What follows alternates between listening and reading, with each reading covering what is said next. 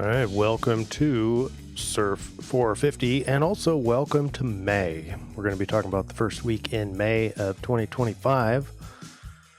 And our topic today is pretty much all about Venus, but there's a background that really ignites. And so Venus and Neptune will have the ideal alliance, but there's a fire underneath it in the signature that will create the igniting, the fire behind it. All right, so here's our, starting with the transition slide, our conversion slide, because it has our main influence. This was on Friday when Venus and Neptune go exact. This is like the pinnacle of that energy. So that's what we have in store. And let's get started. First, a shout out to CJ Star Monkey 73 and talks about parents arriving soon. So that's a little bit early compared to this Neptune and Venus, but that'll be a factor as well. But the big thing is, shout out to you for the best comment. And these comments do matter, everybody. So thank you for participating in this and getting the algorithm for YouTube fired up. All right, as far as the astrology goes, big picture, we go big picture to small picture. We're going to get you the main influence, package it all up into one, and then we'll get you the solution. So starting with the influence, we go big picture down to the day by day. So we're here in the eclipse cycle of in a sub lunar cycle of Taurus new moon. Next up will be a full moon in Scorpio, but that'll be in the next CIRF report. This week is the first quarter moon. And then welcome to May again. Big highlights. This week you'll see Pluto station and retrograde, and will stay in Aquarius for quite some time and never will leave, never will depart Aquarius, and will go direct, staying in Aquarius. Full moon in Scorpio, I just mentioned. We'll also have a new moon on the 26th. That'll be in Gemini. Pretty much all your faster planets will be staying in the sign they're in. So, for example, Venus is in Aries this whole month. Mars is in Leo the whole month. Mercury will switch from Aries over to Taurus, somewhere around the 10th-ish. And then Saturn is switching, basically starting the astrological cycle again, ending its Pisces run and entering Aries on or around the new moon. Okay, so that's the overview there. This week, there's your energy graph. And this red line down below, this is the hidden fire signature, or like the synergizing yang contributors. So, for example, first quarter moon, the fire signature, this one probably, let me switch over. Let's see here. All right. This chart's probably the best to look at here. So, this is on our summary slide. But down here, we have in the background, we have the first quarter moon in Leo. We have the fixed fire signature. I'll show you all this. Mercury and Chiron, that conjunction itself is not like a player in this fire kind of background, but it's all in Aries, so it adds to the fixed fire. And then you have Pluto station, which means we're gonna have the extra Pluto there for a couple days in Aquarius. So obviously no fire there, but Pluto with an extra influence means, transformation, kind of like a destroyer and rebuilder. So that's all these kind of synergize into a yang profile. And then obviously Sun in Taurus is number one. And then the main sky events will have as Venus conjunct Neptune. Now we go back over to this chart. So this is where we have the Venus alignments, Venus and Neptune, but also Venus sextile Pluto. So a lot of things, Venus. So relationships, finance, the way we relate, justice, balance, aesthetics. And then this is our fire background profile. All right, day by day. These haven't gone exact yet, but you can see the archetype of Venus and Neptune hand in hand in Aries. And it's intense longing for the romantic ideal, because Neptune is the ideal. But it's all like a fantasy. So it's in your mind, it's an illusion. And we'll have a sense of probably comparing it to what you actually have. But this energy together, so Venus and Neptune is about seeking transcendence through romantic connections or relational connections, spiritual growth through relationships, Neptune representing spiritual and all things Pisces. So imagine a dreamy rose-colored lens on reality, a fiery lens, and a dance in a field of wildflowers with your soulmate. Imagine this picture here. It has the potential to be euphoric bliss. You'll be yearning for connection, surrendering to the flow of love, but you might also be losing yourself in the pursuit of an ideal, right? So it's tricky.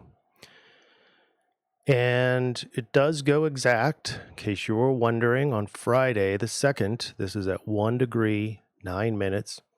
And that's important because we're going to have, this is the RAVE reading. Why the RAVE? Because this is the biggest influence as correlated with the I-Ching reading, which the I-Ching says 45 with no change lines, and 45 is gathering together. So it's all about Venus. And this is just the beginning. Venus conjunct Neptune. And then we'll also have Venus sextile Pluto. But this is where also Pluto stations. So I want to cover that separately. And I'll show you another time frame back to Venus. But for now, Pluto station is the intense transformation and change in the Aquarian collective, revealing hidden truths. So decimating things that have been hidden in secrets and disclosure imminent, a sense of unease and anticipation for impending change, transformation. Pluto is transformation. So the fact that it's stalled here, even though it's the furthest out planet, so very, very subtle, it's that undertow that will be felt. It won't be obvious. It won't be out in your face. It'll be more of maybe seeing it in hindsight, sort of a feel, a thrill of rebellion and breaking of chains. And the time frame that I was going to mention for the RAVE, for Venus in the RAVE line and gate 25, line 4, will be from 8:28 a.m. to 9:51 p.m. And the reason why is that's the window in which Venus is in gate 25, line 4. All right, and I'll explain what that means later. And I will do a whole another video on that RAVE. It's a very important one for all of us. All right, next, Saturday the 3rd. Notice the fire trines. This is very important. Notice all these players in fire signs. So the background, we have 5 fire. It's fire is dominant, and also fixed is dominant. So we have a fixed fire. We have a Leo background signature. This happens to be the time, 7:12 p.m., when Moon is in exact conjunction with Mars at 6 degrees 59 minutes. So very early Leo. The background is Leo. Sun is in Taurus, so it's a square off to the sun, meaning we still have that standoff. So there's that square is contentious, but big picture, it adds to the background signature. It's people standing up for themselves. It's not per se a power struggle like we had before, with Mars opposed Pluto, but that's still in play. So all that just synergizes into powerful undertow that is a fire origin. And it's fixed too, because Taurus is also fixed. And that's important because Sun is there. Sun being the most dominant energy of any chart normally. And then here we have the first quarter moon, which also supports this get up and go, this fiery roar. I'm going to move this to the top so I can show you. There's your Leo. Why are we talking about Leo? Well, I just explained all that. It's synergized all together. And right now the background signature is Leo. So the first quarter moon in Leo, intensified drive and ambition, heightened confidence and self-expression, increased energy and enthusiasm. And this is a perfect synergy with all that background fire energy. Feeling states that the first quarter moon is going to be exhilaration and excitement, boldness and daring, fierce determination, unshakable self-belief. So that is underneath, and then out there in probably the main psyche imagination is this whole Venus thing, relational ideals and whatnot. All right, here's where we have Mercury sextile Jupiter going exact at 22 degrees, 20 minutes, respectively. Jupiter in Gemini in a detriment, and Mercury in Aries, about to make a conjunction with Chiron. But this is Cinco de Mayo, happy Cinco de Mayo, and it's a friendly mental space. You've got the lower mind opportunistically connected to the higher mind. Mercury and Jupiter representing two different aspects of mental processing, mental stimulation and excitement. You'll have probably optimistic thinking and very positive outlook on life. That sounds great. Quick wit and clever ideas, ability to see the bigger picture because it's a complete mind, and it's got a sextile for an opportunity in between, right? Mercury, the lower rational, logical part of the mind, communication is in fire. So very driven. Tuesday, the 6th, this is where Venus now has an exact sextile over to Pluto, and Pluto happens to be full on retrograde. This has been a couple of days of Pluto station. And so this is the fiery dance. I forgot to put these up in front, but this is the fiery dance of passion and illusion, the allure of the unknown, and the allure of the forbidden in relationships. Deep dive into the ocean of love and desire. You can also think of a phoenix rising from the ashes of relational transformation, and it transforms back, well, hopefully, well, not, I don't know about hopefully, but towards the ideal, towards the Neptunian illusion of ideal. So feeling states is a boost to the sense of power derived from your relationship or relationships or your connections or networking or intense longing for a soulmate if you didn't have that already. Euphoria and bliss and romantic encounters and a sense of destiny or love. But I think that power derived from the relationship is symbolized by that picture. Here's a couple other things happening on Tuesday the 6th. You have Mercury and Chiron exact at 8:47 p.m. It's the health coach. It's using rational thought to figure out the cure. But you remember, you still also have that sextile over to Jupiter. So it's a complete mind to help heal, to help. Normally Chiron's more of like helping others heal. And that in turn helps to heal you. And then you also have the Pluto retrograde I mentioned earlier. That is Pluto retrograde starts today on the 6th of May.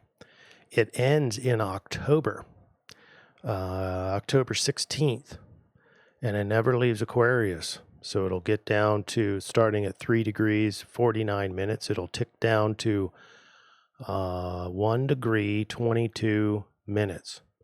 So therefore, it's staying in this first decan of Aquarius all the way until mid-October 2025. And so it's hanging out there in the first decan, which means that it's the extra Aquarian, and it's transforming.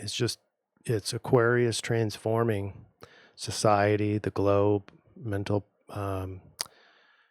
disclosure, all things Aquarius are getting a big overhaul with Pluto. There's a lot of power coming from that double Aquarian area.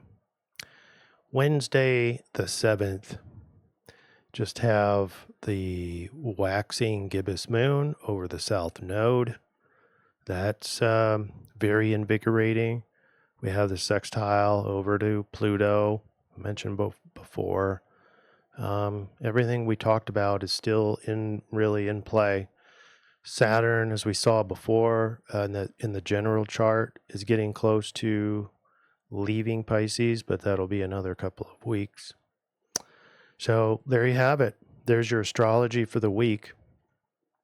The I-Ching reading says 45. It's gathering together.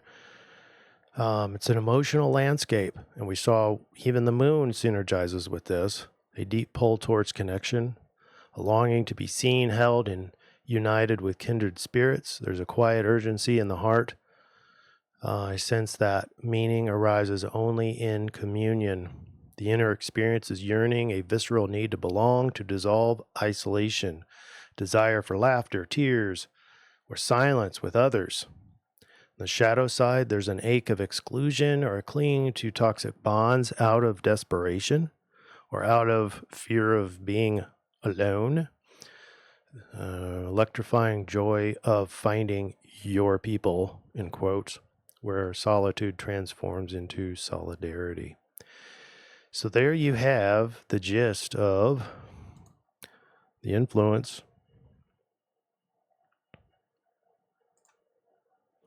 So let's summarize the whole influence. You've got Sun and Taurus. You got the main sky events are the Neptune and Venus together, but also Venus sextile Pluto. And then in the background, you have up, you have yang, you have fire, we have first quarter moon, you got fixed fire signature.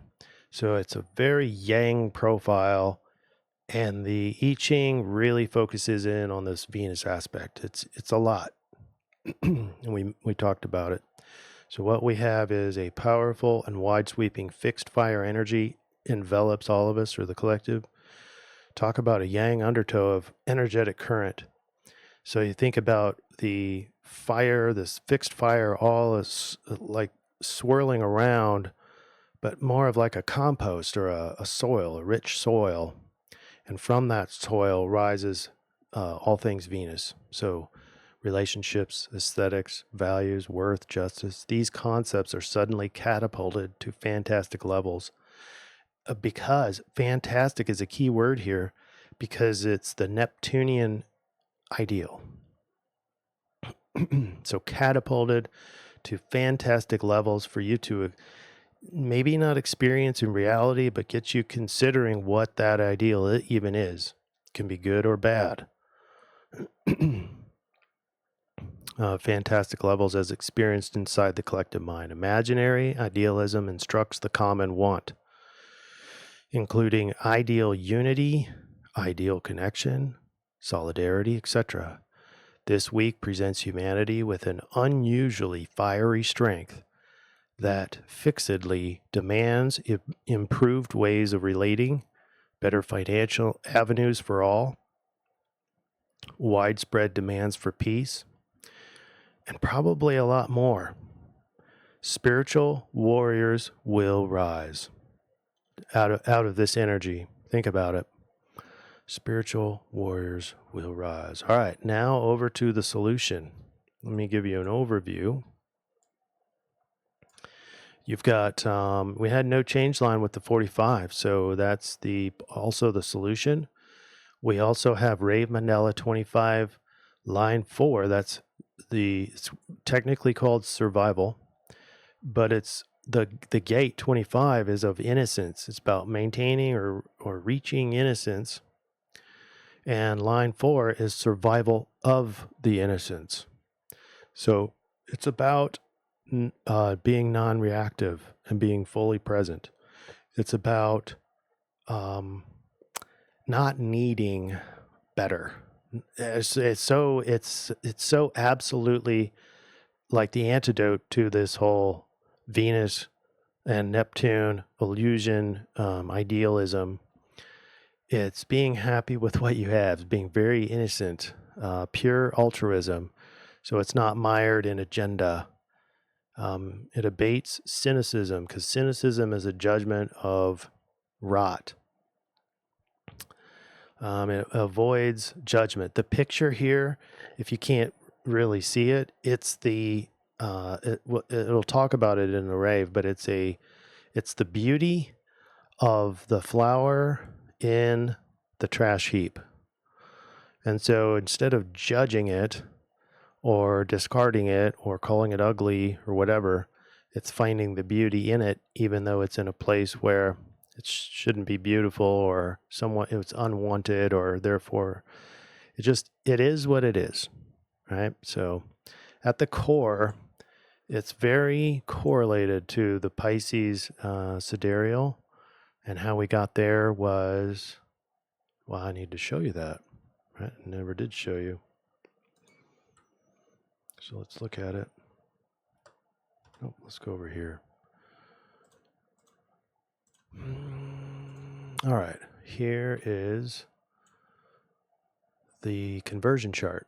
So the biggest influence as correlated with the I-Ching of 45 gathering together is Venus and Neptune, exact conjunction, 1 degree 9 minutes. That put us in hexagram 25 of the RAVE mandala, and it gave us the Pisces sidereal, right?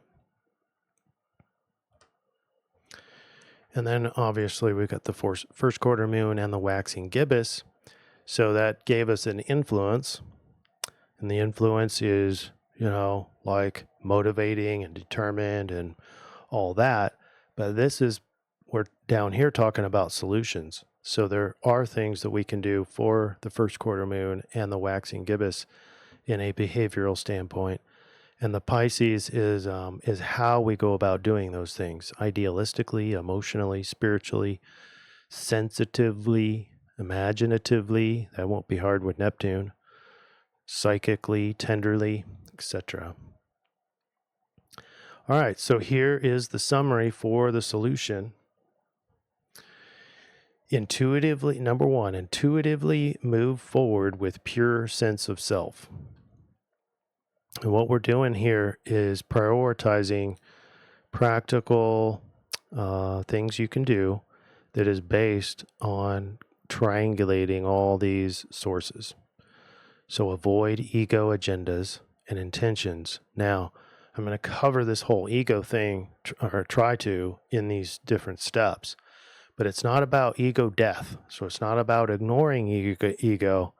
It's about saddling up ego and using your talents, skills, learnings, and your ego's desire for survival, and bending it towards your higher purpose. All right, I'll cover that more here in a bit. But open your heart, and hopefully most of you know the difference between when ego is dominating, controlling, wanting, or versus just come to the world with your heart open. It's very vulnerable space. It's not protected. It doesn't question. It's just there. It just opens. And move forward fluidly, spiritually, psychically. This is the bringing in the adverbs from Sidereal, Pisces. Number 2, approach the world knowing that the world needs your true self. And there's very much a lot of this in coming from RAVE Mandala 25.4. And yes, this is a really important gate from the RAVE, even though it doesn't matter that most of us don't have in your human design chart, you don't have gate 25 line 4. Some of you do, but most of us don't. That's just the odds of it.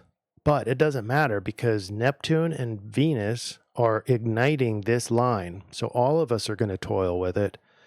And that's why it's important to recognize it. Okay, so we need your true self, your innocent, true self. Open your heart. Highest fulfillment is that which adds value to other people's lives. It does this successfully through ego's talents and strengths. We need the ego to participate in the practical world. We're taking the ideal, which is, out and about in the collective, downloading it into the mind, conceiving the idea, and then pressing it forward. You can't do that without the ego. You can't get boots on the ground or practically putting your strength out into the real world. You can't do that without some part of your ego doing that. So it's not about ego death. It's about saddling up ego. And then your intention behind it matters. Do this altruistically. Whatever you're contributing to the world through your talents and strengths, do it altruistically. Do not expect a return. Do it because you want to. Do it because this is just who you are. Okay, and do it non-reactively. I'm trying to give you some of these RAVE insights. And do it with an open heart. Number 3, remember the first quarter moon is time to start working on your lunar goals from last week. Carry those out this week in a Pisces manner. You don't switch to Pisces goals. You do the original new moon goals, but you do it in a Pisces way this week, which is idealistically, compassionately, imaginatively, idealistically. And then number 4, Venus and Neptune conjunction unlocks the RAVE this week, and I recommend studying it. I will put a video out. I haven't done it yet. I will put that video out hopefully tomorrow morning, and it's an important one. Really, really, really important. And it's big because it doesn't have like your typical continuum. It is what it is. But it's very complex, and it's worth really paying attention to all day long, as much as you can possibly get there, even though you probably don't have gate 25 line 4. All right, and then as far as social goes, I think it's a very social week. Again, it doesn't mandate that you get out there and be social, but with the influence the way it is, hexagram 45 of the I-Ching is gathering together. We have 45 in our solution, which means you should be gathering, not should, I didn't mean to say should. You could do gathering, cooperating, contributing. And why would you do these things? Well, because they're derived from our study, which means they're requested from this process that I do is based on if you do these things, it'll maximize your success given the energies of the influence. So it says probably would be better to do some form of getting out and about. And how do you get your adding value to other people's lives without being out there? So I think it's all correlated together. You don't ever have to do any of these things. You have your free will, but if you want to maximize your success and maximize all that's available from the influence this week, I think it would be good to be somewhat or a lot social. Okay. And then practice the rave. When I bring that out, when that video, study it, practice it. You can read it on your own if you'd like. And that will probably produce a profound success for you during this week. All right, spiritual warriors, you guys ready? You ready to pounce on the ideal and bring that into the collective so that we can all experience the full Monty of what the collective has with an open heart? If enough of us open our hearts, as the rest of the gang hopefully will as well, we'll have a much more peaceful world, huh? All right. That's what I have today. Thank you for being here. Consider subscribing, consider commenting. Those comments help the algorithm, and it helps us bring our tribe together too. So thank you, and namaste.